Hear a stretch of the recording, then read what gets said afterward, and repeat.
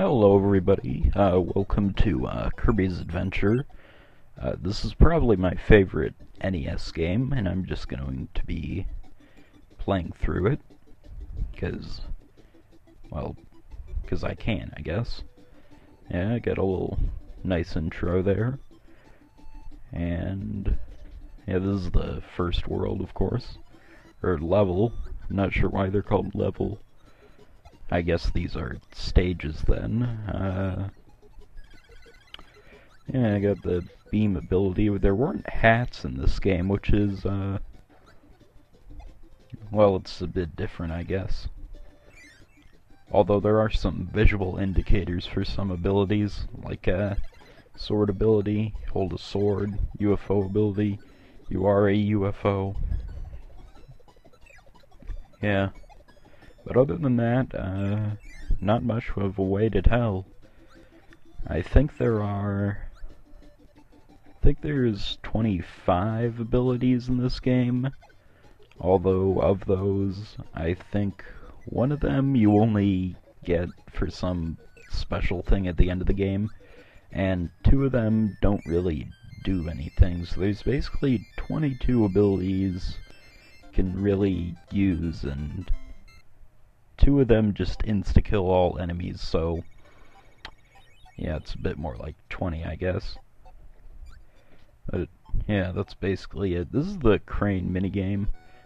One thing I like about Kirby's Adventure a lot more than the remake Nightmare in Dreamland are these minigames, because the Nightmare in Dreamland ones are okay, but I find these a lot more entertaining.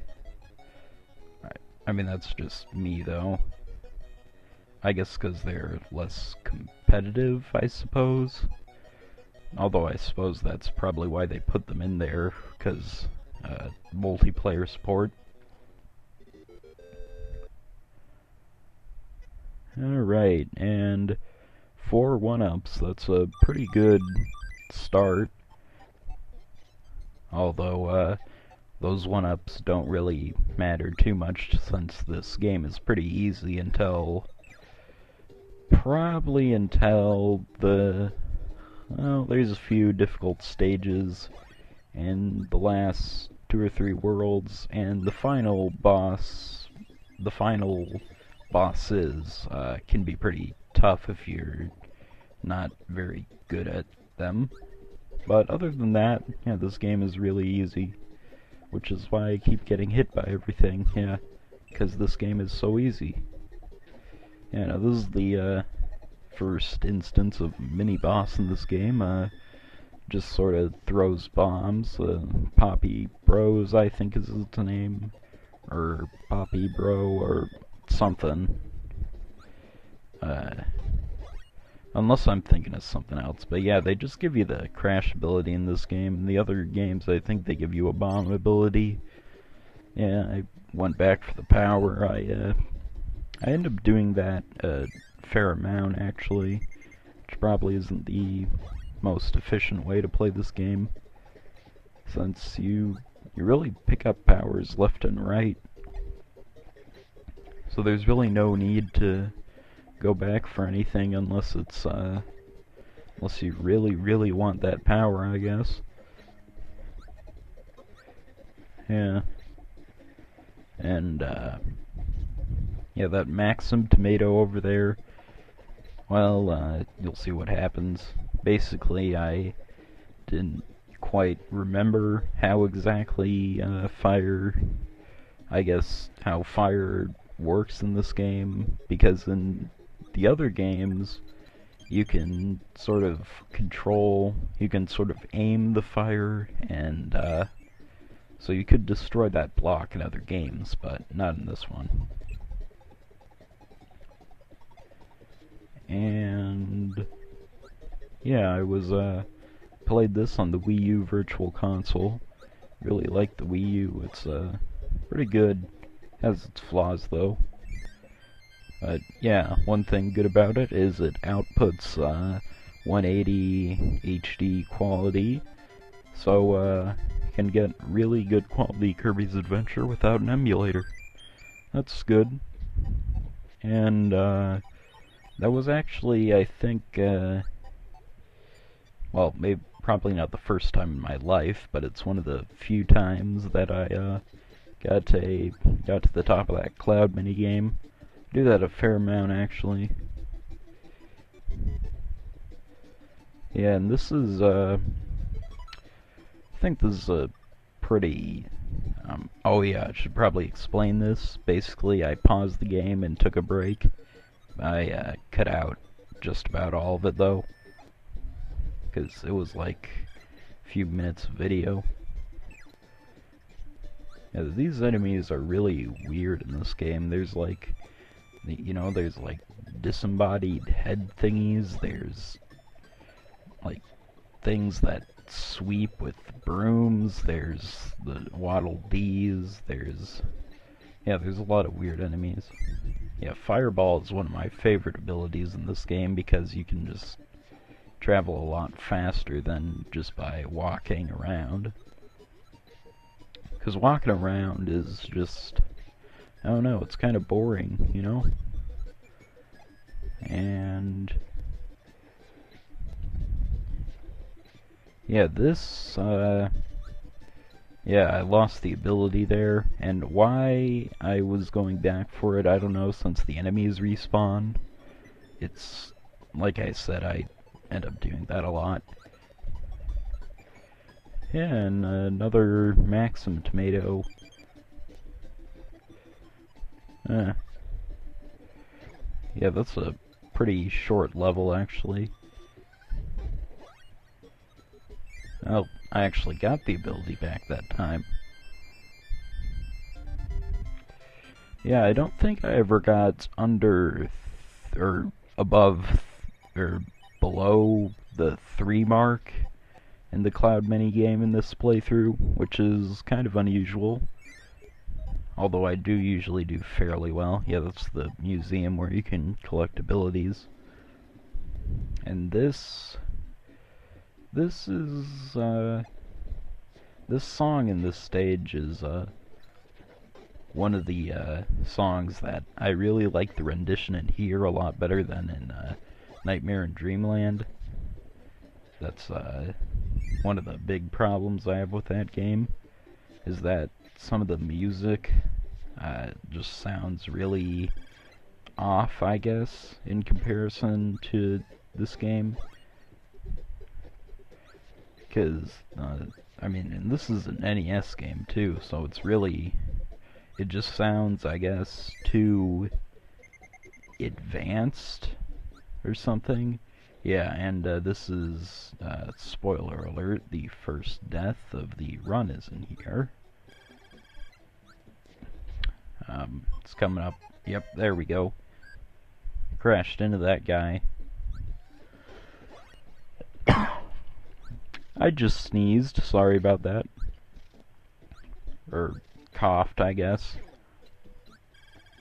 Not sure quite if I'd say there's a difference, but whatever. I don't know.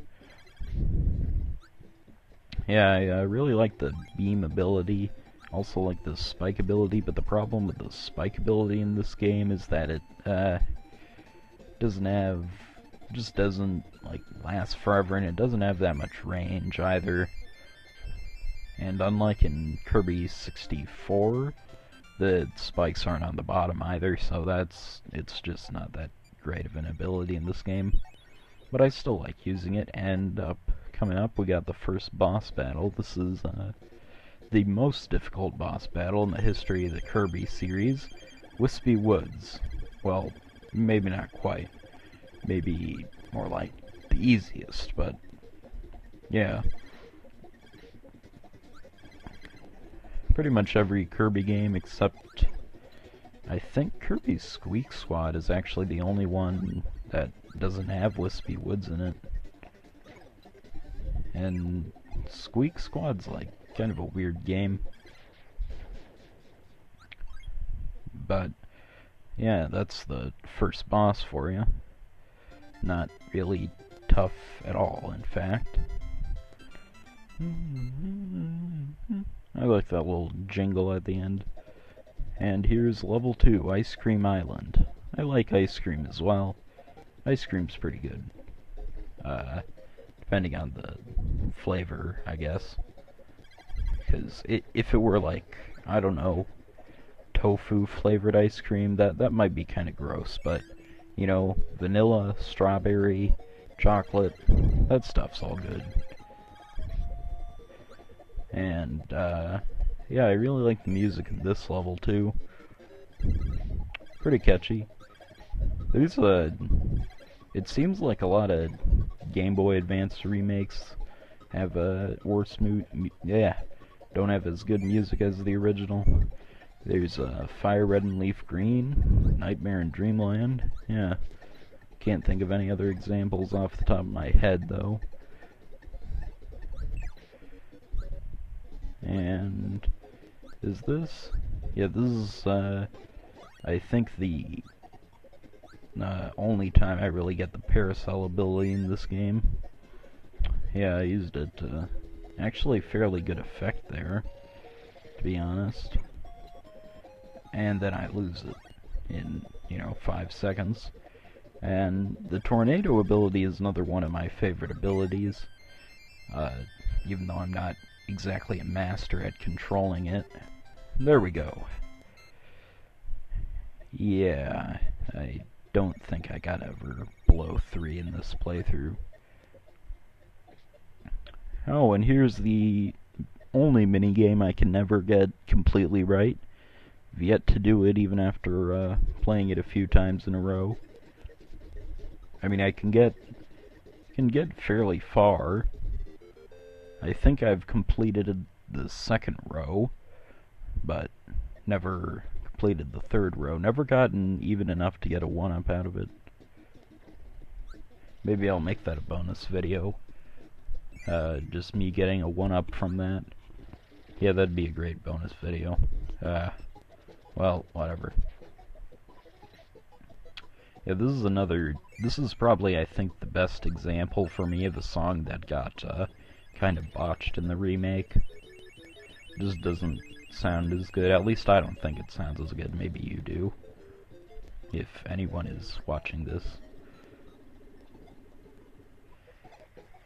Yeah, and the tornado ability, unfortunately, isn't too good for this boss, because, well, actually it's fairly good, but for a lot of enemies on the ground, it just doesn't really hit them that well, just because of the nature of the ability. But I got rid of it because the wheel ability is, of course, better in this case. Yeah, the wheel ability is one of those abilities where it's, like, really useless in a lot of, like, 90% of the time it's useless, just because of the nature of the platforming, but the other 10% of the time it's incredibly useful, and even during, like, some boss battles it's actually pretty useful too. And another Crane Fever minigame. I don't think this one went as well as the last one, but, well, maybe I'm wrong. Maybe I'm thinking of some later ones. Yeah, the only problem with the Crane game is that it's a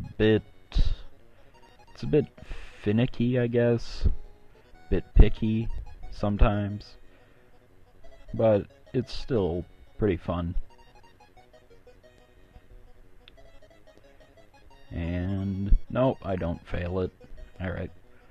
Yeah, I think it's not until, like, World 4, or Level 4, sorry, that I start messing them up. So I guess we're going into Level 2, Stage 3, I guess. I guess these are just stages. I don't know what else to call them. Now this is one where I, sort of remembered the level wrong, so there's a few odd cuts in here, just 'cause I thought there was a secret where, well, there is a secret, but it's not the secret I was really looking for. So, yeah, you'll see in a second. Yeah, I got the sword ability, went screwing around with the bomb block over there, and just, it was just really stupid. Yeah, I don't like the swimming that much in this game, I'll admit. It's a bit slow, it's fairly, you can't use any of your special abilities, that's another thing. Although I will say, well, actually, there are a few abilities you can use underwater, but it's like, I think they're all melee abilities, basically. Like, sword is one of them, hammer is one, there might be another one. Oh, and this is the first instance of a Meta Knight minion battle, I guess, something like that. These are pretty easy for the most part, as long as you have a decent amount of health. Because you're bound to get hit like once or twice, but still, fairly easy. Yeah, they put the healing items in this game in some fairly jerkish, some fairly jerkish, I guess, locations sometimes, but for the most part it's okay.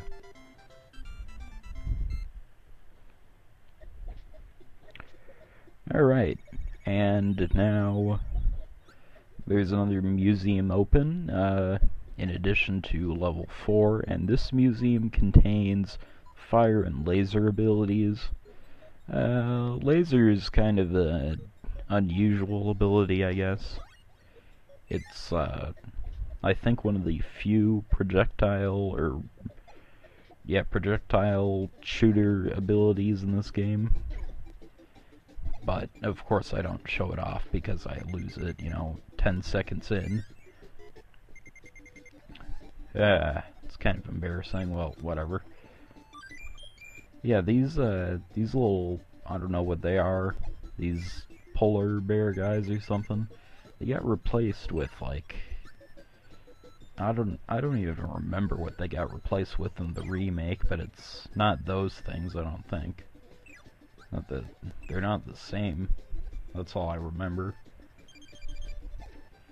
And another Maxim tomato. Yeah, this game is, like I said before, really easy, but the only big problem with the game is that after one hit, you lose your ability, which, well, it's pretty annoying. I'm glad it's different, and I think maybe not all the other Kirby games, but most of them. I know the remake still did that, but, well, you've only got 6 hits in this game, and every enemy does the same amount of damage. That's another difference, because in, in a lot of Kirby games after this one, like Superstar, Return to Dreamland, 64, I think. Well, maybe not 64, but they, the enemies usually did differing amounts of damage. And, yeah, I screwed around with those bomb blocks. You need the laser to destroy them and get the 1-up, but I said screw it. But yeah, you have some differing enemy damage, but here it's just one hit for no matter what kind of attack hits you. I guess that's the best way I can put it. Yeah, those cannons are, those are pretty cool, I guess. They're one of the few enemies that can't be killed. In fact, I think only those in the Gordo things can't be killed in this game. That's, yeah, I think that's it. There might be something I'm forgetting, though. And, coming up is the first instance of the arena fight minigame, I guess. But, of course, I stupidly screwed around in level 2 some more. There's actually a UFO ability in there, but it's not really worth it unless you're going through the stage in your first time, just because you can't you can't take the UFO ability out of the stage. Well, I think there's a glitch that lets you, but for the most part you can't. And I got the freeze ability. Yeah, that's it's pretty cool, I guess. Has its applications. Not the best ability in the game, of course.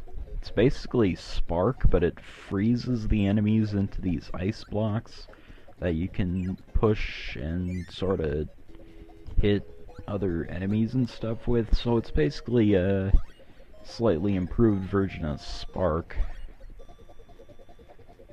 Although the range might be a bit different too. I'm not entirely sure.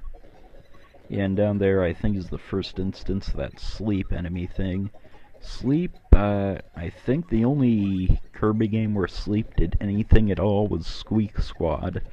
And even there it was like, if you got the special scroll thing that improved your abilities, it would recover a little bit of health if you got it, but it would still, you know, like immobilize you for, I don't know, 10 seconds, so still kind of annoying. But, well, it's still an improvement, and I believe that's the second death, or maybe it was the third, I don't know. But I think what the heck? Oh, I guess I made a cut there? Sorry, I think my video editor glitched. Never mind, yeah, I think I missed a secret here, because if you notice, that window looks kind of like a door. So, maybe there's something behind there I haven't gone back to check yet. And I don't know if I will, because I just haven't played this game since I've finished doing this. And high jump, that's another really good ability. Pretty good. Stupid crash bomb things. Yeah, I'm not even sure like what their range is. Yeah, if you inhale both the Poppy Bro and the Maxim Tomato, you only get the Poppy Bro, or the Poppy Bro Jr., I guess. And I'm actually going to end off part 1 pretty soon, just because of something that happens during the boss fight for this stage.